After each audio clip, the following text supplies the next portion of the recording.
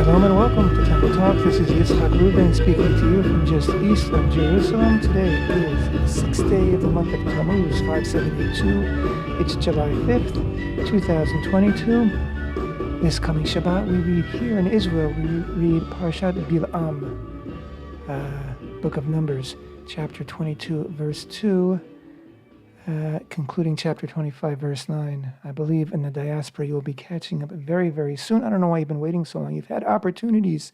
Why do I say that? Because there are certain parshiot, certain Torah readings which are, when needed, they can be doubled up. And there have been a few since Passover, which is when we moved one parsha, one Torah reading ahead of our diaspora brethren. But you'll catch up eventually. What can I tell you? But here in Israel, we are reading Parshat Balak, which, of course, is the story of Bilaam, the heathen prophet, who was commissioned by Balak to curse the children of Israel. And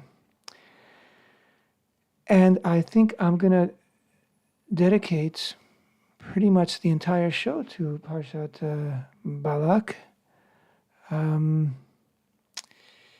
because news-wise, there's not a whole lot to report about Israel. We're gearing up for new elections, which will be taking place, I believe, at the very beginning of November.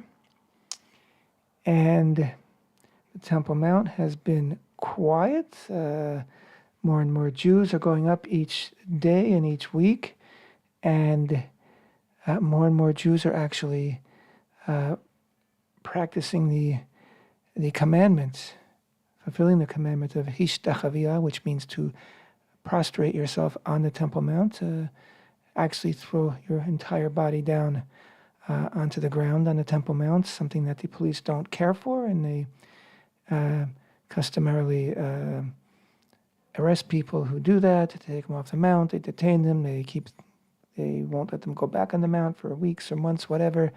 But I've been seeing, and it's been reported that more and more people are doing it, and getting away with it.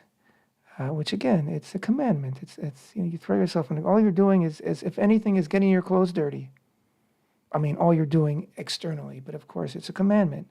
And it's an act of devotion, and it's an expression of commitment to Hashem, and of submission to Hashem's will, and of love for Hashem, and of love for the place of Hashem's abode, His holy temple.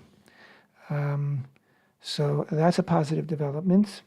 But beyond that, I don't have a whole lot to report on. So let's just dive right into this strange and unusual Torah portion named Balak. There are only a handful of Torah portions which are named after people. Of course, there's Yitro, there's Balak, and there's Pinchas. Pinchas is actually next week. It's the portion that follows Balak. And of those three, only one is a Jew, an Israelite, and that is Pinchas, a Kohen. And the other two are actually, well, I should say that Yitro is a Midianite and Balak is a Moabite. Even though the main character in Parshat Balak is Bilaam, who was a Midianite, just like Yitro. And if anybody's not familiar, Yitro is the Hebrew pronunciation of Jethro, the father-in-law of Moshe. And yes, Yitro and Bilaam were both Midianites, but they couldn't have been more different, because of course Yitro was a lover of Israel and a teacher of Moshe. He taught him how to set up a judicial system of courts with a hierarchy, so that Moshe himself would not be worn out completely. And that's the story that we read in Parshat Yitro, which is the introduction really to the rest of the Parsha, which is about the Ten Commandments. But the name Yitro, the Torah reading with the Ten Commandments is an incredible honor for Yitro, incredible honor for Israel, because Yitro was the father-in-law of Moshe. But Balak, Balak was fearful. He was paranoid. And he was a politician. All those things seem to go hand in hand very often. But let's begin the story of Balak by reading the first few verses in chapter 22, beginning with verse 2. First read them a few verses in Hebrew and then in English. Vayar Balak ben Tzipor et kol asher asa Yisrael le'emori. ויגוע מואב מפני העם מאוד כי רב הוא, ויקוץ מואב מפני בני ישראל, ויאמר מואב אל זקני מדיין, עתה ילחכו הקהל את כל סביבותינו, כי לחוך השור את ירק השדה. ובלק בן ציפור מלך למואב בעת ההיא, וישלח מלאכים אל בלעם בן באור פטורה, אשר על הנהר ארץ בני עמו, לקרוא לו לאמור, הנה עם יצא ממצרים. עם יצא ממצרים, הנה כיסה את עין הארץ, והוא יושב ממולי. Balak, the son of Tzipor. Tzipor is a bird. Balak, the son of Balak, the son of Tzipor, saw all that Israel had done to the Amorite. What had Israel done? We read in last week's reading that the Amorites would not allow Israel safe passage through their land, Amor, and so and set out to war against Israel. So Israel warred back and defeated the Amorites, took their land. And Moab became very frightened of the people because it was numerous. Israel was numerous, and Moab was disgusted in the face of the children of Israel. Moab said to the elders of Midian, now the congregation will lick up our entire surroundings as an ox licks up the greenery of the field. He's referring to Israel. He says they're going to just lick up our surroundings, our nation, our reality. Now Midian and Moab are connected because there's a history here. I think Midian had conquered some of the land of Moab. And then when Israel would conquer Midian, it would also be taking that land. I don't want to get into that right now, but there's history here and there's politics. And Midian and Moab were not friendly nations to one another. But in this instance, we have Balak, who seems to be adopting the adage that a common enemy makes friends. The enemy of my enemy is my friend. Wow. Because let's team up together, Midian and Moab, to stave off these Israelites who are very numerous and who are licking up the field like an ox licks up the grass. And Rashi, the commentator, 12th century, 11th century commentator, he says, yes, when an ox licks up the grass, when ox eats the grass in a field, it basically uproots the grass and leaves nothing behind. So Balak is using this comparison to express his terror of what might happen to him if he's not able to defeat Israel. And of course, he is. We also learn between the lines that he sort of came to be king almost by accident. He's not a powerful man. He's not a powerful king. And so he is looking for allies here to help him stave off Israel. Now, of course, Israel doesn't want his land. Israel wants to pass through his land to get to the promised land, the land on the other side of the Jordan. And Israel would be happy to simply pass through the land peacefully. But Moab, being fearful, being paranoid, and as far as he's concerned, he's reading the reality. Wow, I see what's going on. They're coming here. They're engaging in battle, and they're defeating all these surrounding nations who were part of a status quo, an arrangement between nations. It seems that there was a period of peace here, and now it's all being upset. So he goes to Bilaam. Who's Bilaam? Bilaam was a Midianite. He's the son. We read that he's the son of Beor. and he was a prophet. And we learn quite quickly that he had the power to curse. He had power of the word, right? This was a reality that he could speak words, and in such a way that they actually had a palpable effect on the physical reality.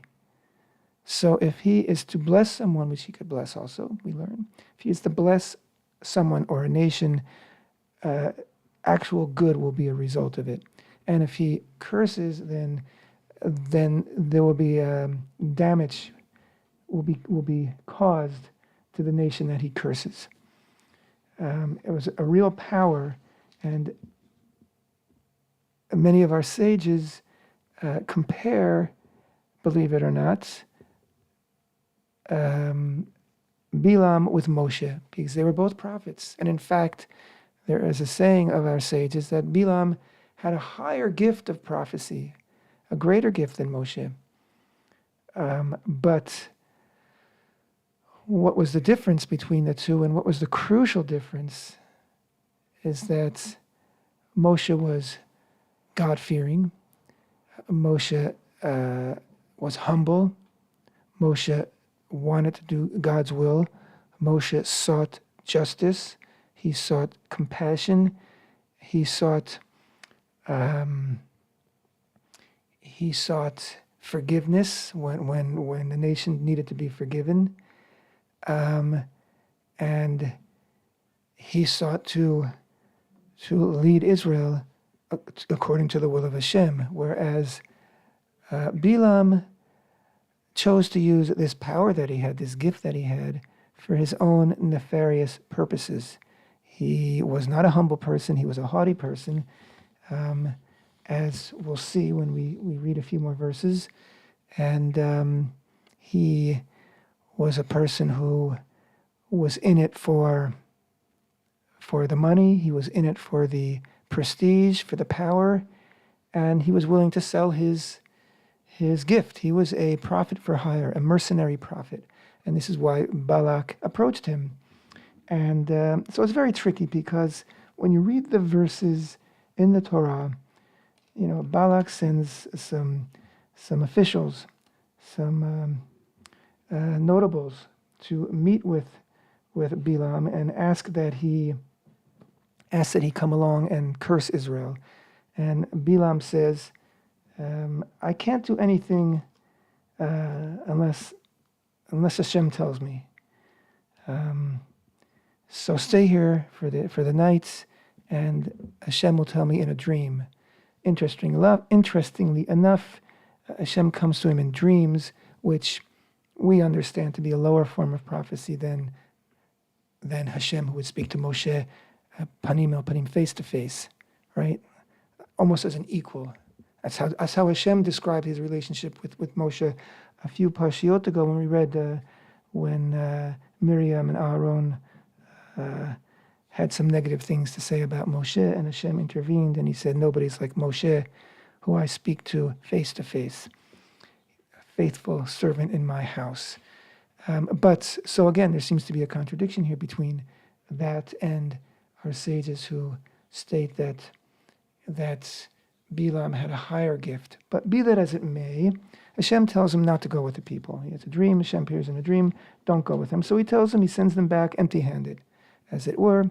And Balak is very frustrated, and so he ups the ante and sends back some people of higher note. In fact, there is an understanding that Rashi expresses that when Balak arose, it says in verse 13, Bilam arose in the morning and said to the officers of Balak, go to your land, for Hashem refuses to let me go with you. And the interpretation that Rashi has, which he is taking from the Midrash, is that Hashem refuses to let me go with you.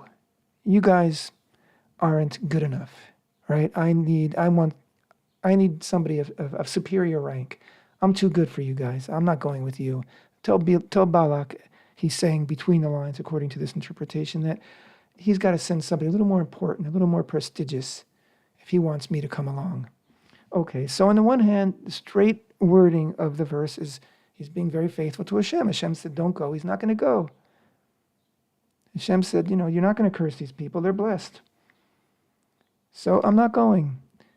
Rashi understands it. Otherwise, and why does he understand that? I'll tell you why. Because the very next verse, it says that the officers of Moab arose and came to Balak and said, Bilaam refused to go with us.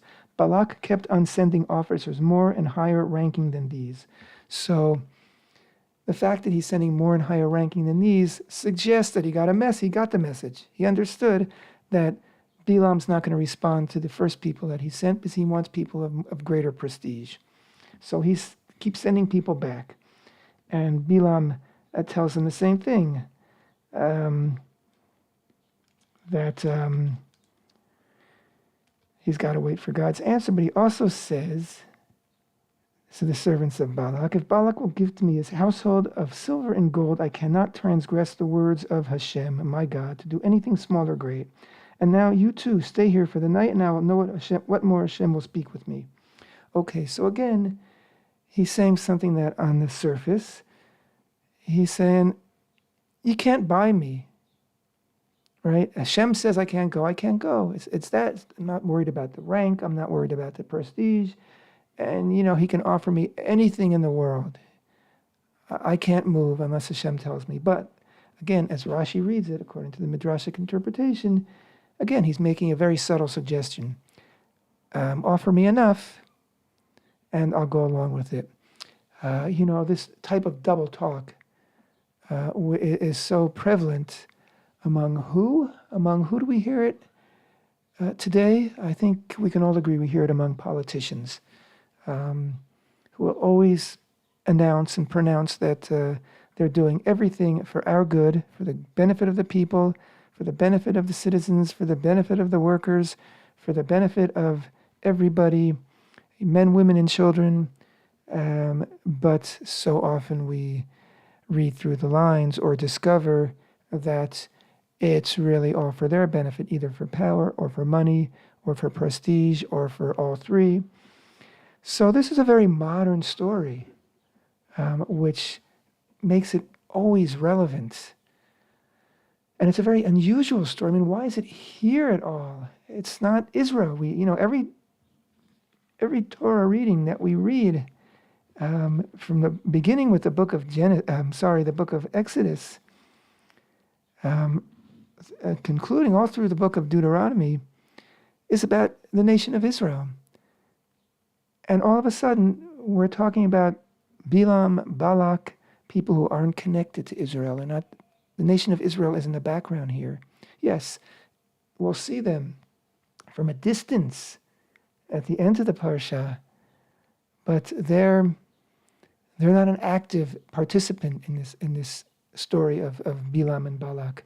So it's an extremely unusual story to be in the Torah, and we have to understand that its inclusion is for a reason, and we try to understand the reason. And so this is what our sages are trying to understand here in the interpretation, that we have a very slippery character here, someone who, as we'll see, as the story proceeds, that he's glib, he can say the sweetest things, the finest things, but is that what he means? He can bless. Is that what's in his heart? We'll get to that in a few minutes. Eventually, God says to Bilam, go with him. Go with him and you'll do what I tell you to do. So God gives him the green light to go ahead, the okay to go. And then we get to part 2 of our most unusual story. And this is certainly the most unusual aspect of the story of Bilam. And that is, of course, his journey from where he was living in Midian to Moab, his journey on his she-donkey, and what transpires. So he is traveling on his she-donkey.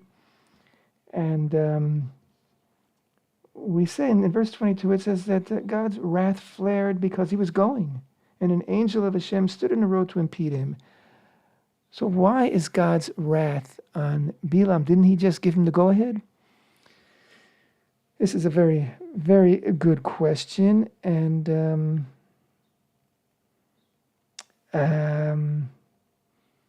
so we have to, again, why, God seems to be aware that Bilam doesn't have proper intentions here. God was aware of this from the start.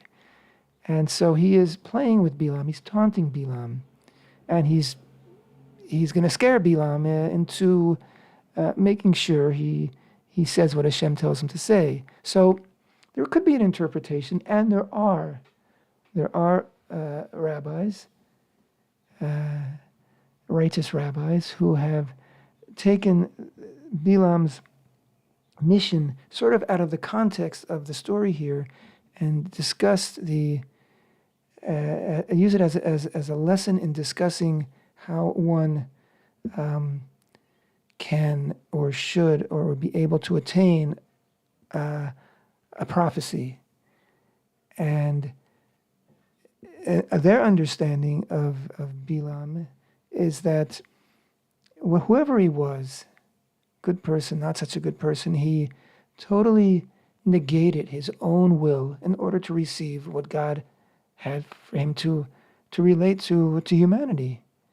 He created of himself a vessel that God would speak through. He removed his ego. He removed his own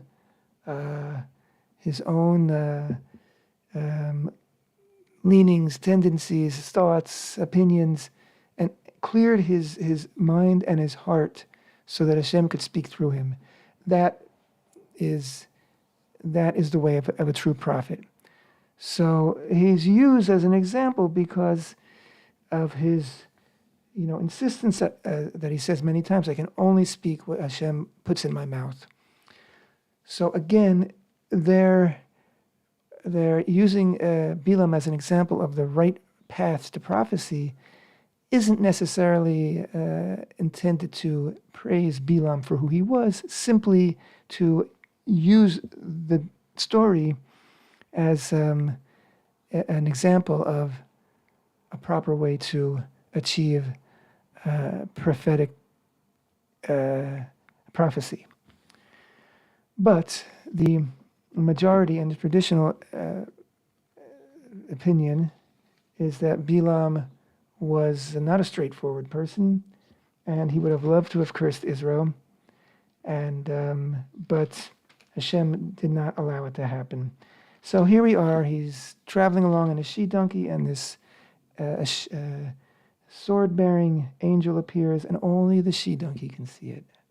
And the she-donkey, of course,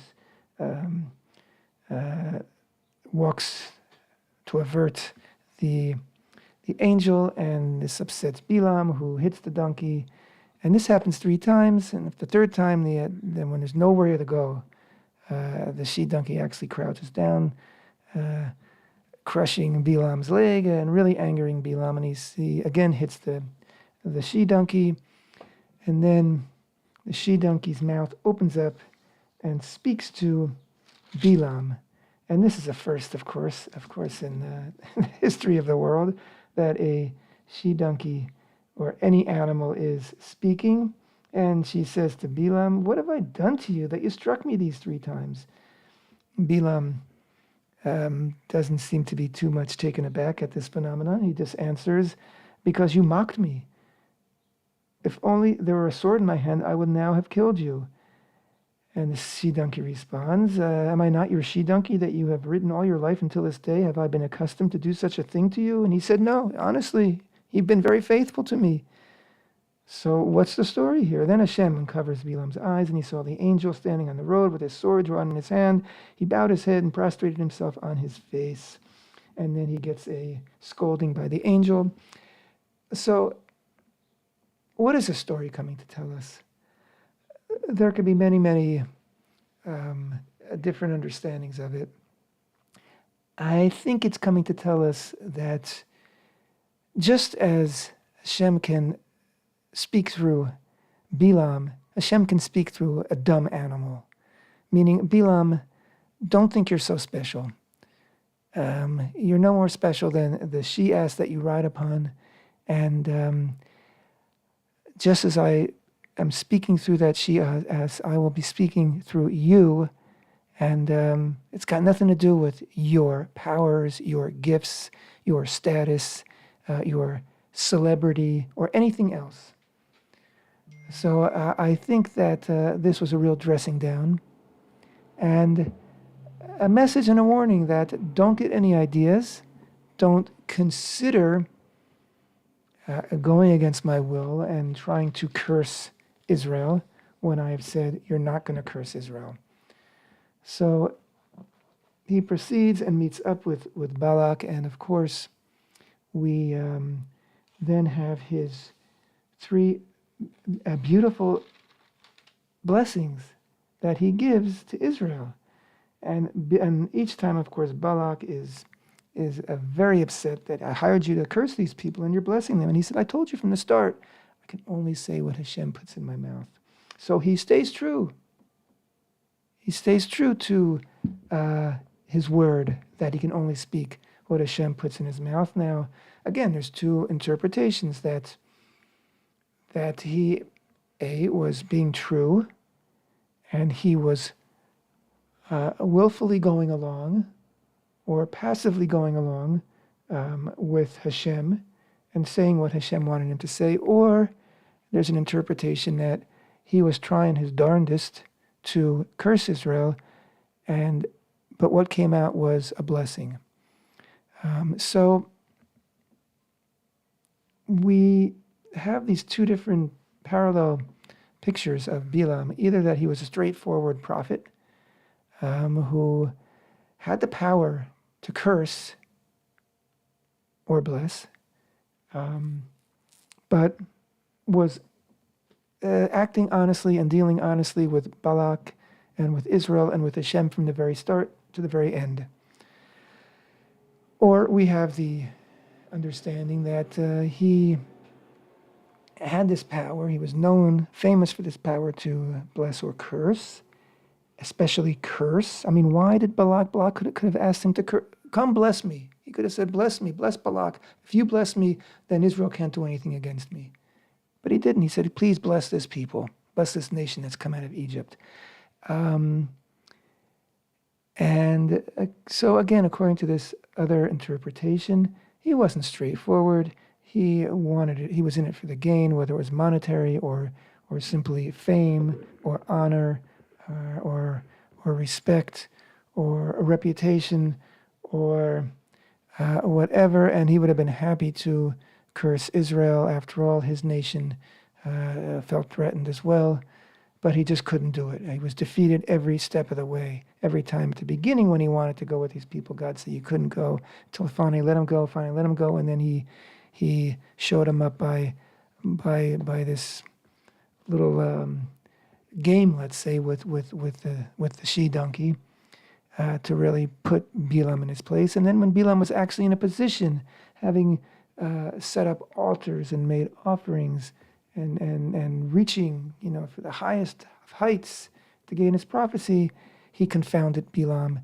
And the only words that came out of Bilaam's mouth were words that Hashem placed in his mouth against Bilaam's will. Okay, those are two different interpretations. And as we know, Bilaam's words were beautiful. And of course, his he says things like in chapter 23, verse 21, he perceived no iniquity in Yaakov and saw no perversity in Israel. Hashem, his God, is with him, and the friendship of the king is in him, is in Israel. It is God who brought them out of Egypt according to the power of his loftiness, for there is no divination in Yaakov and no sorcery in Israel. Even now it is said to Yaakov and Israel what God has wrought. Behold, the people will arise like a lion cub and raise itself like a lion. It will not lie down until it consumes its prey and drinks the blood of the slain. So this is high praise for Israel. And he's just speaking God's will. He's speaking God's praise of Israel. There's no divination in Israel. Israel is pure. Israel isn't messing around. Israel's not playing with magic. So there's nothing for him to grab onto. It says that they would go, he would take Balak and his entourage to a high place where he could see the entire nation of Israel, hoping with his evil eye. And that evil eye, it mentions his eyes. Ayin Satum is his closed eye. He would shut one eye, it seems, when he would prophesize and gaze at Israel and glare at Israel. And it seems that he wanted to be able to see the entire nation so he could capture them in his vision and then be able to curse them. And it just wouldn't work. Words of praise and blessing came out every time. And of course, the final blessing is in chapter 24 when he says, I'll begin with verse 4, the words of the one who hears the sayings of God, who sees the vision of Shaddai, fallen and with uncovered eyes. How goodly are your tents, O Yaakov, and your dwelling places, Israel, stretching out like brooks, like gardens by a river, like aloes planted by Hashem, like cedars by water. Water shall flow from his wells, and his seed shall be abundant waters. His king shall be exalted over Agag, and his kingdom shall be upraised. It is God who brought him out of Egypt according to the power of his loftiness. He will consume the nations that oppress him and crush their bones, and his arrow shall pierce them. He crouched and lay down like a lion and like a lion cub. Who can stand him up? Those who bless you are blessed, and those who curse you are accursed. Okay. It doesn't get better than that, and it's so good that those two lines, how goodly are your tents, Matuvo Oholech Yaakov, your dwelling places, Israel, Mishkanotecha Yisrael, are words that we say in our prayers every morning. We quote Bilaam every morning in our prayers. And in fact, our sages say that these tents and dwelling places are referring to our synagogues, our places of worship, and our batei midrash, our places of learning, places of study. These are the beautiful places of Israel that have endured throughout the millennia. And they were blessed by Bilaam. And we say that blessing and hold by that blessing every morning. But did Bilaam meet it? Did it come from his heart? We don't know. We don't know. But it certainly came from Hashem. That we do know. And why do we have such doubts in the final end? Why do we have such doubts about Bilaam? Because when we skip ahead again to the conclusion of the Parsha, Parshat Balak, we get to the story which occurs immediately after he goes on his way, right? It says in chapter 24, verse 25, then Bilaam rose up and went and returned to his place, and Balak also went on his way. And then we read, Israel settled in the Shittim, and the people began to commit harlotry with the daughters of Moab, right? The daughters of the nation of Balak. Wow, why would you do this, Israel? They invited the people to the feasts of their gods. The people ate and prostrated themselves to their gods. Israel became attached to Baal Peor, and the wrath of Hashem flared up against Israel. Israel first was attracted by the women of Moab, who introduced them to their pagan worship, and Israel then began to worship their gods as perhaps simply to being polite, right? We're with the daughters of these people. We'll worship. Anyway, we're running out of time, but if you read those final few verses, you see what happens is a terrible, terrible downfall after all this praise, and our sages suggest that it was Bilaam who gave the plot. He suggested the plot to entrap Israel. He gave it to Moab, he gave it to Balak, and that's why Bilaam is not seen in good light by our sages. Thank you so much for being with me. We'll talk.